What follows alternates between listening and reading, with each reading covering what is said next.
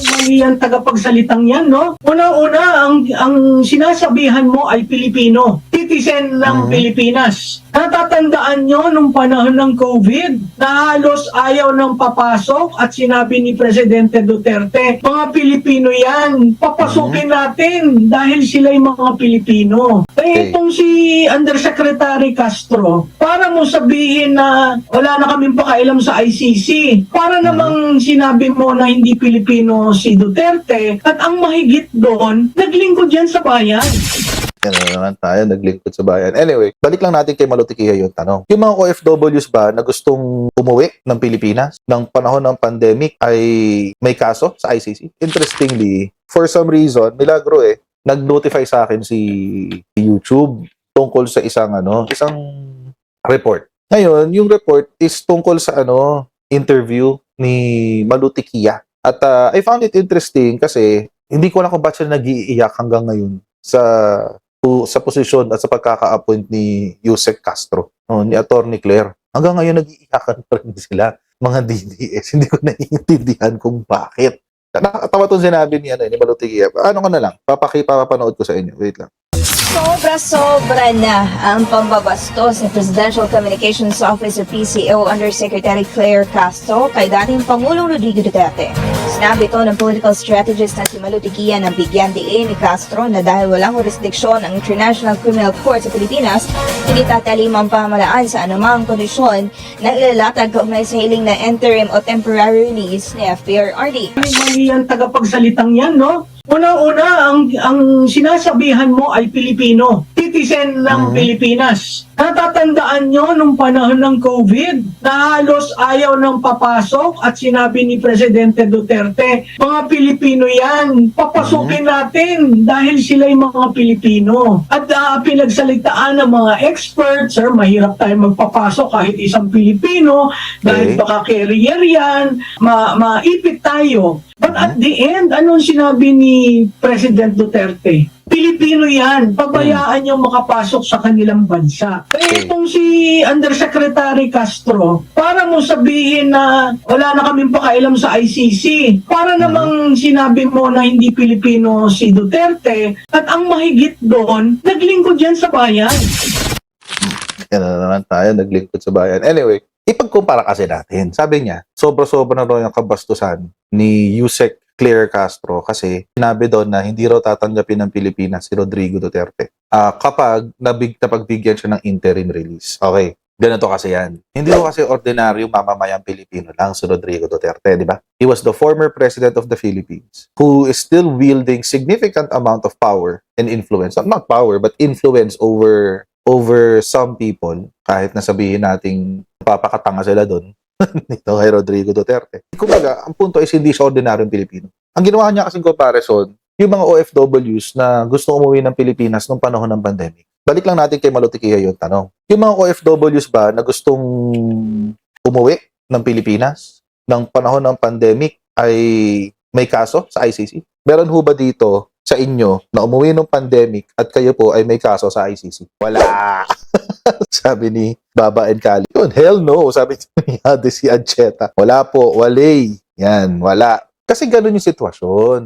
Does ICC have jurisdiction over the case or the cause of action? Yes, they do. May kapangyarihan sila doon sa kaso. Dahil sinabi po ng Supreme Court noong 2021 na merong obligasyon ang Pilipinas na maipag-cooperate sa ICC for cases regarding crimes against humanity that were committed during from 2011 to 2019. So meron silang jurisdiction over the case. May jurisdiction ba over the plaintiffs, yung mga nagkabla? Yes. Bakit? Sila yung nagdala sa ICC. Because, nung panahon na yun, nung panahon ni Rodrigo Duterte, ay merong failure of the justice system. The government was unwilling to file cases. So, jurisdiction over the defendant, yung kinasuhan. Meron na bang jurisdiction over the defendant? Si ICC? Meron na. Meron na siyang jurisdiction over the person of Rodrigo Duterte. So, ibig sabihin, mga Kojero, pag tinanggap ng Pilipinas, which is a non-state member of the ICC, pag tinanggap niya sa Pilipinas, ang negative pregnant doon will be may jurisdiction ng ICC sa Pilipinas.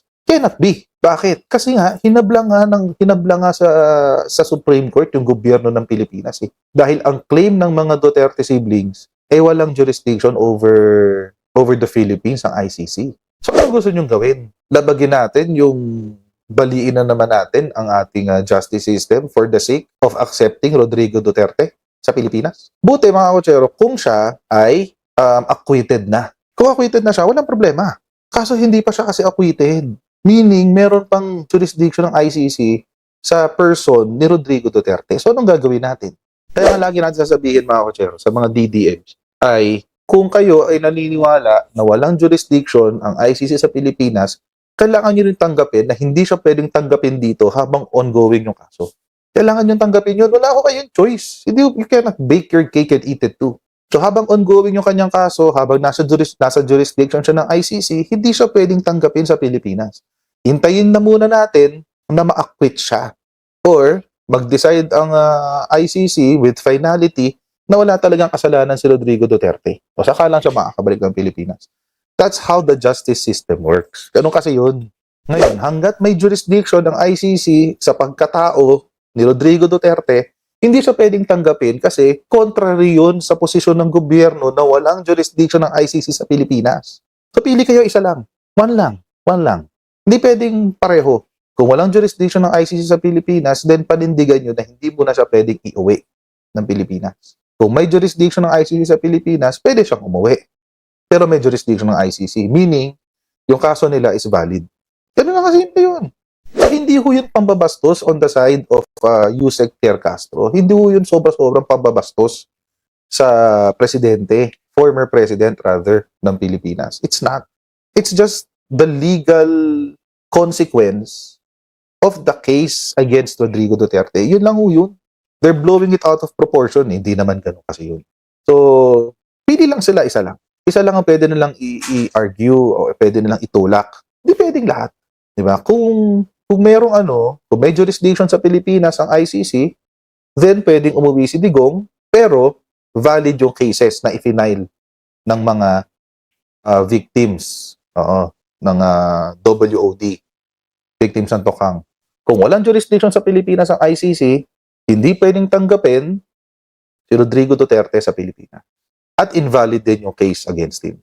Simple as that. Wala namang middle ground dyan eh. It's the law. The law may be harsh, but it is the law. Jura lex sed lex. That tayong choice. It is what it is. Yun lang naman ang sagot dyan sa pinuputak niya ni Malutigia. Pwedeng ganun. Tayo sa tama. So din natin kung ano yung legal. Wala na raw mababa na raw ang kalidad ng PCO kasi eto na ba yung pang bardagulan na lang ba ang PCO? Doon yung kasi dinala yung kwentuhan sa bardagulan. Pwede namang hindi eh. Kaso doon yung dinala.